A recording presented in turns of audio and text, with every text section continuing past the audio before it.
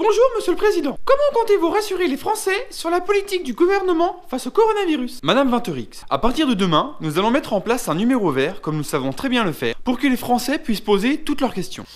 Bonjour, vous êtes bien sur la hotline du gouvernement. En quoi puis-je vous aider? Bonjour, je vous appelle de Marseille, je suis un grand fan du professeur Raoult. Je prends de la chloroquine en prévention et je voudrais savoir si c'était dangereux ou s'il y avait des effets secondaires. Alors selon notre ministre Olivier Véran, il est complètement déconseillé de suivre les recommandations du professeur Raoult.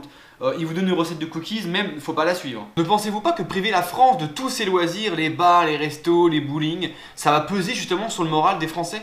Non, on a tout prévu, puisqu'en fait on s'est mis en concertation avec les chaînes de télé qui vont pouvoir rediffuser les films de Louis de Funès pour la 25e fois cette année. Et en plus on a lancé un confinement en pleine saison de Koh-Lanta, donc au niveau moral on y est. Wesh, je trouve pas le cochage là sur l'attestation pour aller chercher de la bœuf. Ne vous inquiétez pas monsieur, une solution est en route. Comme pour le Monopoly, on va rajouter une case expressément pour vous, c'est la case prison. Bonjour Monsieur Strong à l'appareil, désolé de vous déranger. Je voulais savoir pourquoi vous avez autorisé les chasseurs et non les promeneurs en forêt. En fait c'est très simple, selon une étude totalement neutre de Chasseur Magazine, le virus pourrait être détruit à coups de carabine. De plus, un chasseur infecté par le Covid a plus de chances de mourir d'une balle d'un autre chasseur que du Covid. Donc ça fait baisser nos chiffres. Oui bonjour, je vous appelle parce que je suis un peu hypocondriaque. Je voudrais savoir s'il y a un danger sur la santé de faire trop de tests PCR, parce que j'ai un petit doute. Oui bonjour, c'est Madame Tarré à l'appareil. J'ai une question pour tous les ministres. Est-ce que vous êtes con de nature ou vous prenez des cours du soir? Eh ben figurez-vous Madame Tarré qu'avec le couvre-feu, ce sont des cours de l'après-midi. Bon moi j'ai pas de question, hein, c'est juste un petit constat. L'année 2020 c'est de la merde, le seul truc positif c'est mon test PCR. Bonjour, c'est Manuel Salsa, je voulais juste savoir s'il restait une petite place au gouvernement, ministre, secrétaire d'État, hein, ça me va. Hein. Encore vous Monsieur Valls, je vous reconnais. Il faut arrêter d'appeler maintenant, on n'a plus de place. La plonge à l'Elysée, faire le lit du président, ça me va. Bonjour, je me présente, Marie-Jeanne Hélène Sylvie Jacques. Je suis infirmière et je travaille actuellement 224 heures par jour, toutes taxes comprises net vendeur. Je réalise des opérations du cœur, j'accouche des femmes, je prépare les sandwichs de la cafette de l'hôpital, tout en m'occupant de la commande de tests PCR. Je voulais savoir comment vous comptiez nous aider et nous récompenser. Ah, un soignant, allô, allô désolé, je vous entends plus, je crois que je passe sur un tunnel. Alors certains médecins et spécialistes préconisent le port du masque à la maison. Est-ce que c'est vraiment utile? En fait tout dépend de votre compagnon. Si votre compagnon ressemble à ça, non il faut pas lui mettre de masque, ça c'est sûr.